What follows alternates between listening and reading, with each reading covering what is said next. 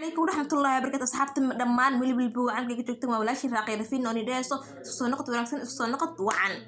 sababtoo waxaan u maleynayaa inaad fiicantiin anigu waan fiicanahay laakiin waan xanaaqsanahay oo waxaan ka xanaaqsanahay wiilasha Soomaaliyeed aan ka xanaaqsanahay dhammaan wiilasha Soomaaliyeed wali bilbو can kay ka joogaan waa shaqo jaamiin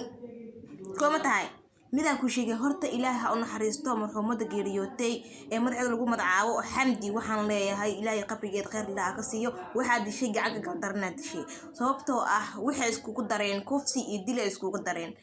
Ilaahay niigu dhaariyay ya manigi waxa tiin walaalahayna tihiin Soomaaliya tihiin dhiigayna tihiin ya Ilaahay niigu dhaariyay maniga suurtooda gabar walaashaada amba hooyadaada inaad adiga amba kufsid amba dishid yani damirkaaga ma ku siina ya damirkaaga ma ku siina wiilo Ilaahay kugu dhaariyay damirkaaga ma ku siina ya war hooy Ilaahay ka cabsada war hooy adduunka waa laga tagaa war hooy adduunka san looma joogaayo beenye ni sheegin ya midaan ni sheegaya gabadh waa kufsateen ya haddana waa disheen nolosheeda mu dhaafi weyseen ya nolosheeda mu dhaafi weyseen sababtoo wax kasta waa qoraal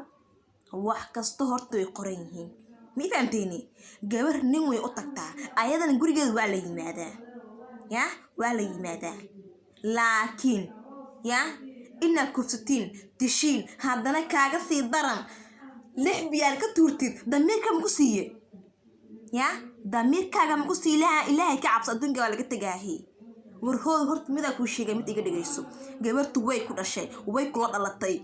ya way ku dhashay way kula dhalatay mustaqbalka waa dhalaysaa ya adiga walaashaada amba gabadhaada hadii loo deysanahay sidee noqon lahayd oo dil kufsi isku dari lahaa waray gabadhu waxay lahayd hamiyay lahayd mustaqbal ay lahayd rajay lahayd rajadeeda iyo mustaqbalkeeda iyo riyoodinkeeda burburisayne Ilaahay waxaan iga baryayaa inuu Ilaahay niigu rido wax muslimka qabo intuu Ilaahay niigu rido Ilaahay niiga baryayaa ya wixii gees dibkaas geestay Ilaahay ugu baryayaa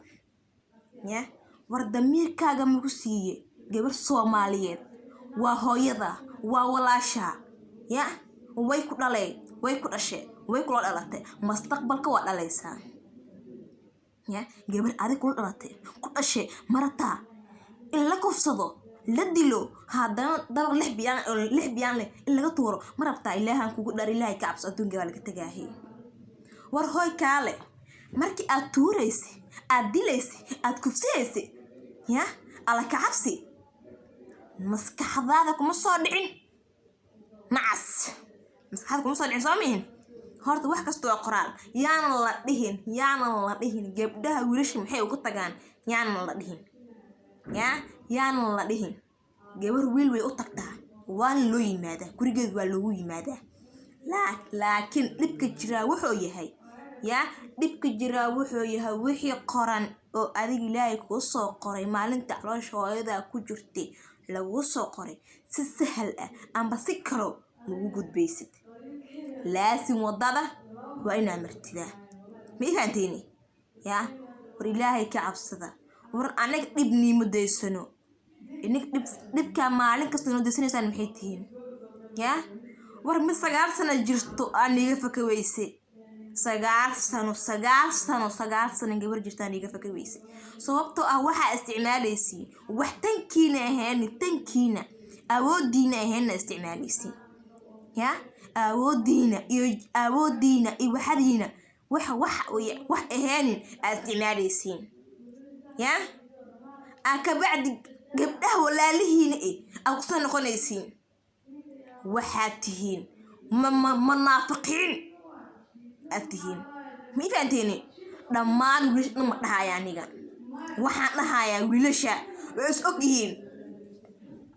wiilasha shaqo jaamiinta ya oo Ilaahay ka furtay oo Ilaahay aqoonu is ogyihiin